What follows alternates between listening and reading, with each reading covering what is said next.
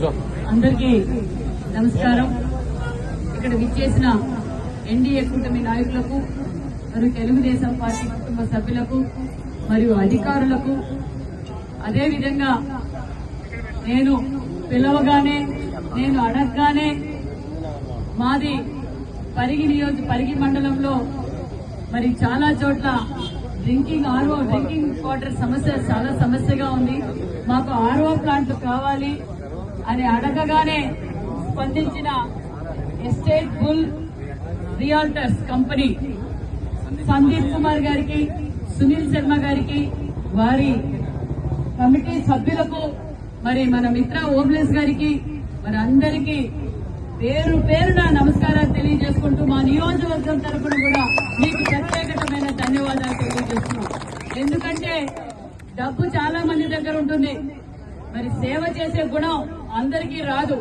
మరి నేను సోదరా మరి సందీప్ శర్మ గారిని, సునీల్ శర్మ గారిని ఫోన్లోనే మాట్లాడాను.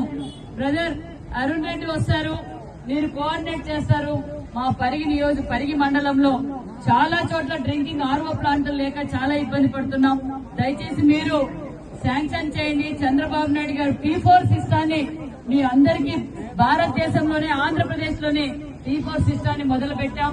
మరి మీరంతా నాకు సహకరించాలని వెంటనే మేడం 25 లక్షల రూపాయలతో 7 చోట్ల ఆర్ఓ ప్లాంట్లు పెడుతున్నారు.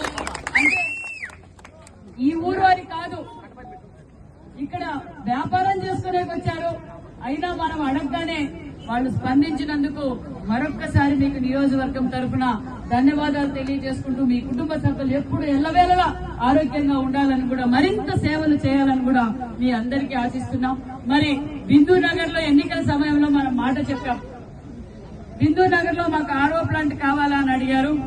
సంవత్సరం లోపల ఆర్ఓ ప్లాంట్ భూమి పూజ చేస్తున్నాం. నెల లోపల మీకు అంకితాలు చేస్తామన్న విషయం కూడా తెలియజేస్తున్నాం. మరి అంతేకాకుండా మరి బిందూ నగర్ వాసులు కోరుకున్నట్టుగా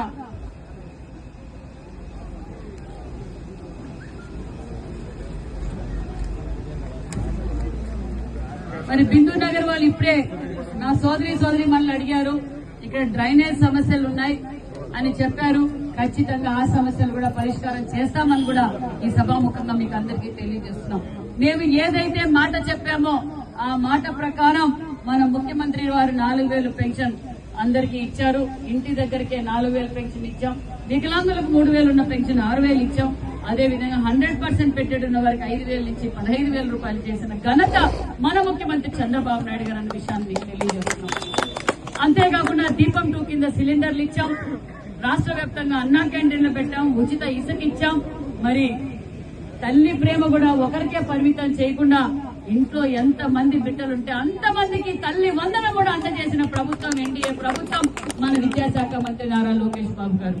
మరి అంతేకాకుండా బిడ్డల స్కూళ్లలో భోజనంలో లావు బియ్యంతో సరిగ్గా భోజనం చేయడం లేదని తెలుసుకుని వెంటనే స్కూల్ ఓపెన్ అయ్యే టయానికి సూపర్ ఫైన్ రైస్ ఒక పక్క వెల్ఫేర్ హాస్టల్స్ కి, స్కూల్స్ కి, మిన్స్ కి మధ్యాహ్నం పూట జూనియర్ కాలేజీ విద్యార్థులకు కూడా భోజన వసతి ఏర్పాటు చేసిన ప్రభుత్వం మన ఎన్డీఏ ప్రభుత్వం.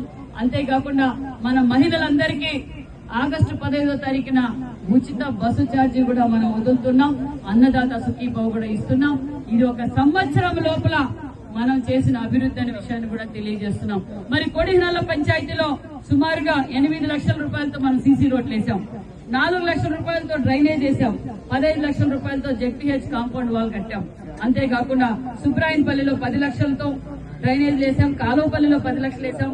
పెదరెడ్డిపల్లిలో 8 లక్షలు వేసాం. అంతేకాకుండా మరి మన బీసీ బడిగిన వర్గాల పిల్లలు చదువుకుంటున్న హాస్టల్, బీసీ హాస్టల్ పరిస్థితి ఎప్పుడైతే మా తండ్రి గారైన రామచంద్రారెడ్డి గారు మంత్రిగా ఉన్నప్పుడు దాన్ని శాంక్షన్ చేసి ఆ బిల్డింగ్ ఏది పనికి రాకుండా పిల్లలు చాలా ఇబ్బంది పడుతున్నారని స్థానిక నాయకులు నా దృష్టికి తీసుకొచ్చారు. అందుకు కూడా 1,83,00,000 రూపాయలు శాంక్షన్ చేసి కొత్త బిల్డింగ్ కట్టబోతున్నామన్న విషయాన్ని కూడా తెలియజేస్తున్నాం. దానికి కూడా కొంతమంది స్పాన్సర్లు వచ్చారు. వారు కూడా వాళ్ళ పరిధిలో ఫ్యాన్లు, ఇన్వర్టర్లు, సీసీ కెమెరాలు కూడా స్కూల్ కి వేరే దాతలు కూడా మనకు స్పాన్సర్ చేశారన్న విషయం కూడా మీకు తెలియజేస్తున్నాం. అంటే అభివృద్ధి ధ్యేయంగా మనం పనిచేస్తున్నాం. కొత్త పెన్షన్లు కూడా మనం ఇస్తున్నాం.